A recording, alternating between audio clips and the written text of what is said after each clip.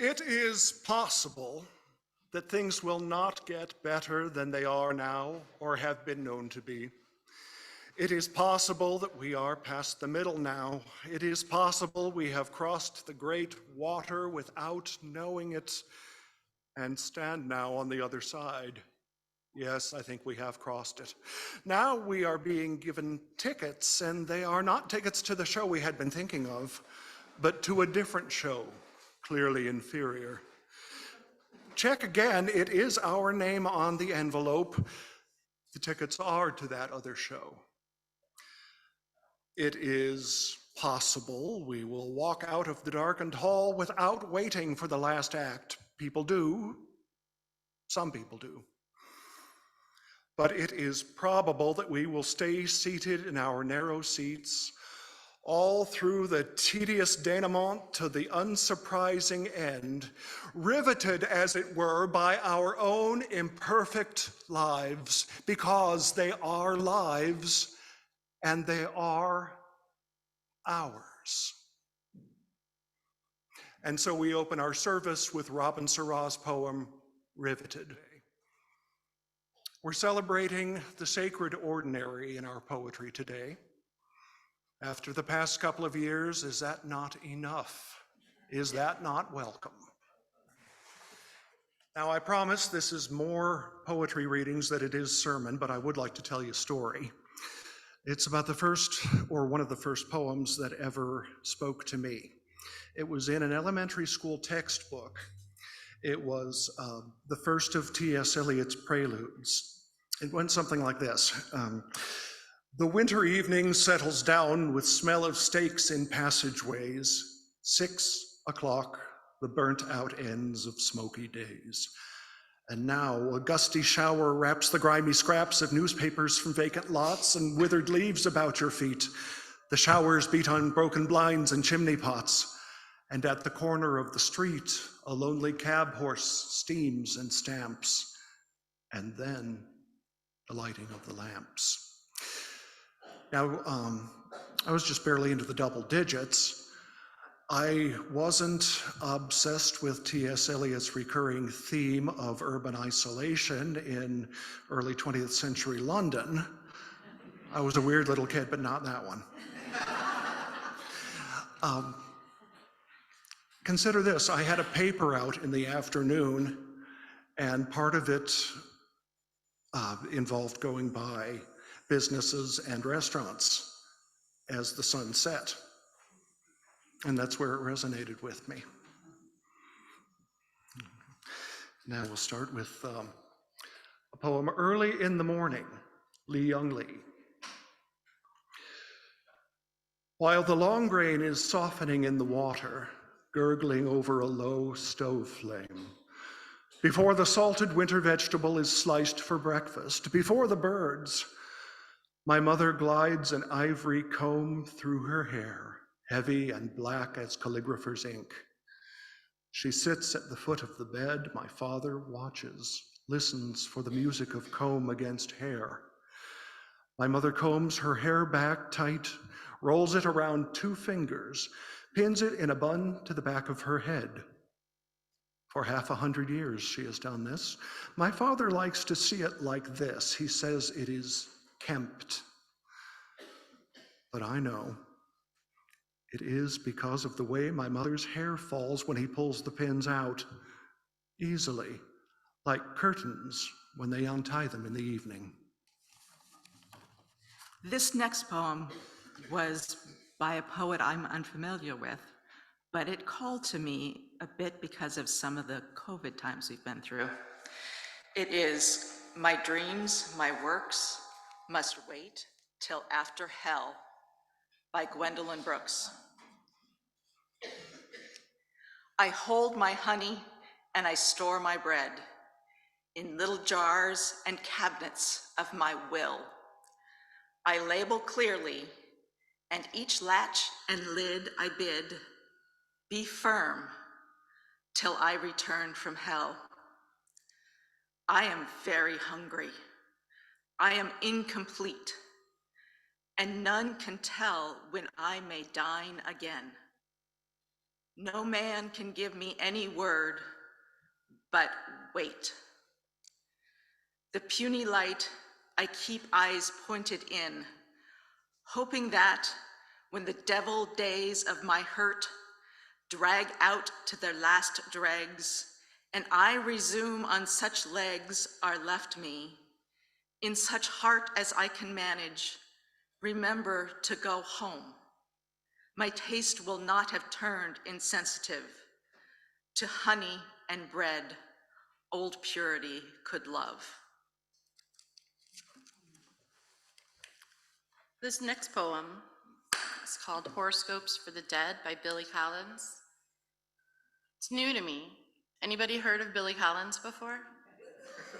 As I was warned, so please forgive me. I did listen to him read a few times to kind of get a feel, but I'm gonna do my best.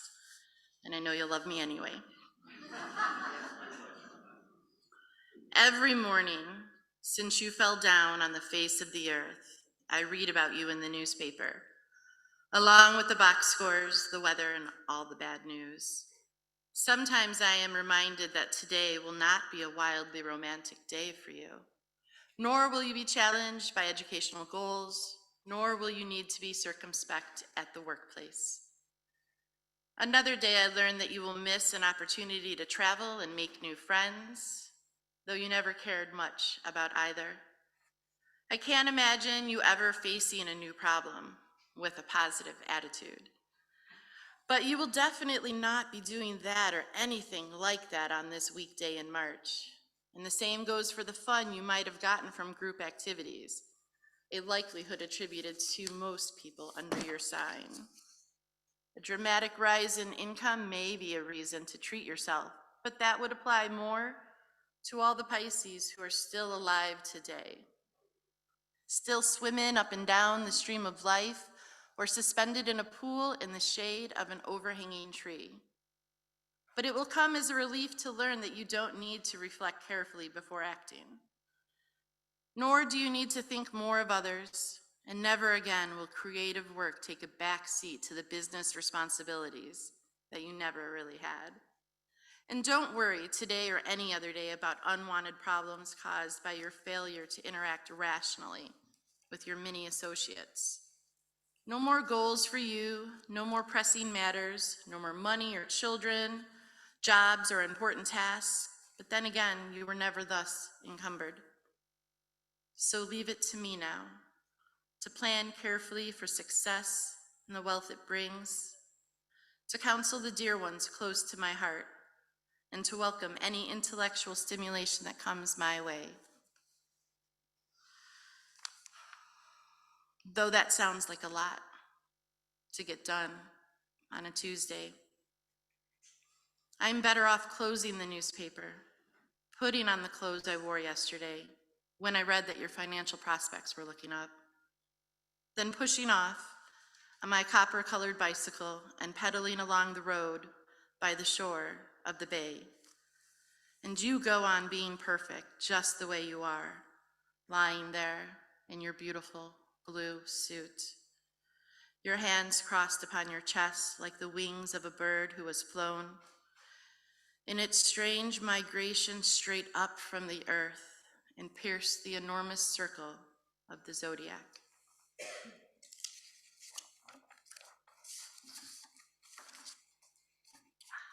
I'm next. And it will be the late, great, and powerful Emily, number 355. It was not death, for I stood up, and all the dead lie down. It was not night, for all the bells put out their tongues for noon. It was not frost, for on my flesh I felt Syracuse crawl, nor fire, for just my marble feet could keep a chancel cool. And yet it tasted like them all. The figures I have seen set orderly for burial reminded me of mine, as if my life were shaven and fitted to a frame and could not breathe without a key, and 'twas like midnight some. And when everything that ticked has stopped and space stares all around, or grisly frost, first autumn morns, repeal the beating ground, but most like chaos, stopless, cool, without a chance or spar or even a report of land to justify despair. Donald Justice's A Birthday Candle. 30 today. I saw the trees flare briefly like the candles on a cake as the sun went down the sky.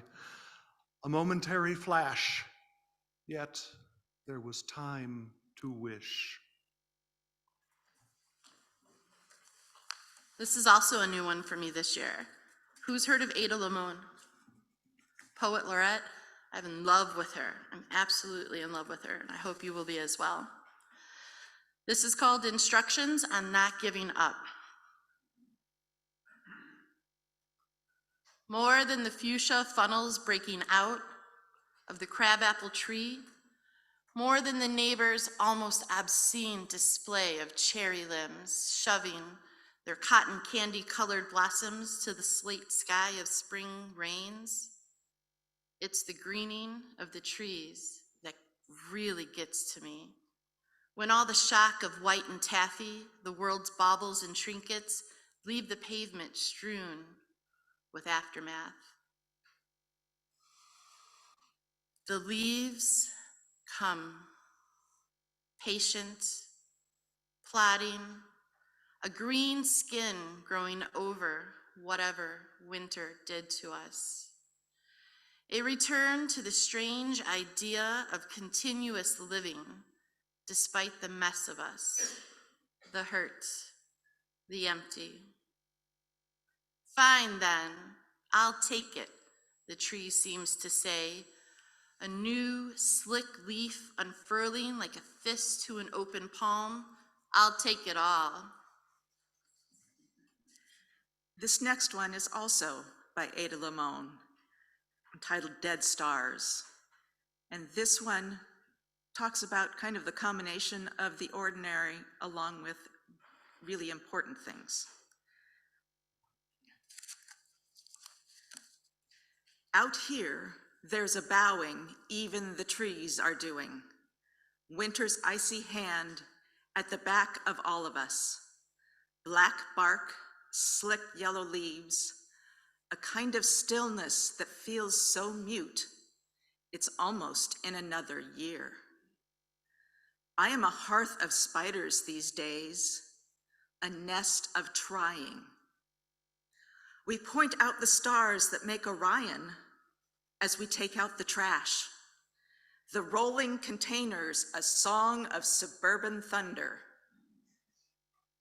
It's almost romantic as we adjust the waxy blue recycling bin until you say, man, we should really learn some new constellations. And it's true. We keep forgetting about Antlia, Centaurus, Draco, Lacerta, Hydra, Lycra, Lynx. But mostly, we're forgetting we're dead stars too. My mouth is full of dust, and I wish to reclaim the rising, to lean in the spotlight of streetlight with you, toward what's larger within us, toward how we were born. Look, we are not unspectacular things. We've come this far, survived this much. What would happen if we decided to survive more, to love harder? What if we stood up with our synapses and flesh and said, no, no to the rising tides, stood for the many mute mouths of the sea, of the land? What would happen if we used our bodies to bargain for the safety of others, for Earth? If we declared a clean night if we stopped being terrified, if we launched our demands into the sky, made ourselves so big, people could point to us with the arrows they make in their minds, rolling their trash bins out after all this is over. A pantoum is, among other things, a poem where the, how does that go? Second and fourth lines of the first stanza become the first and third of the next. Think of it as sort of making a lattice crust on a pie. God knows that helps me. Pantoum of the Great Depression, Donald Justice.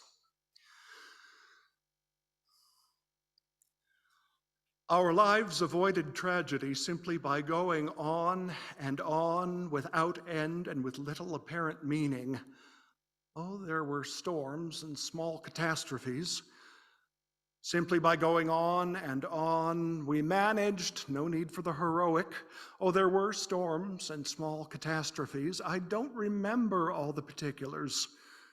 We managed, no need for the heroic. There were the usual celebrations, the usual sorrows. I don't remember all the particulars. Across the fence, the neighbors were our chorus.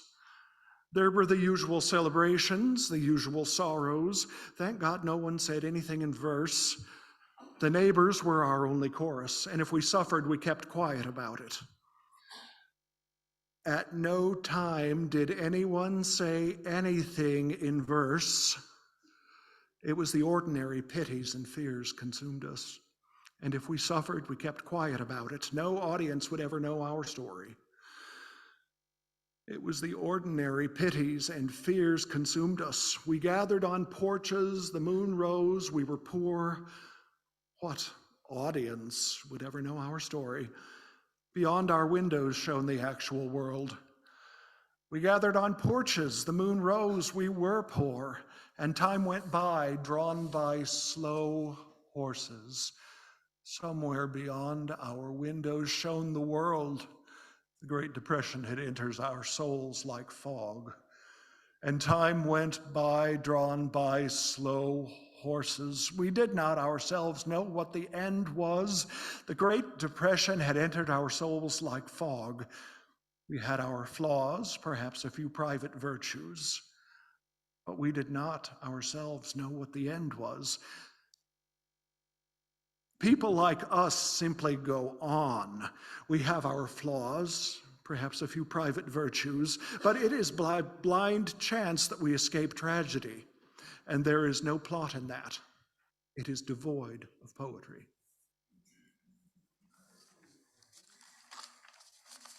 And in honor of Deb, one of her favorite poets is Billy Collins, here's another one by him, titled Aimless Love.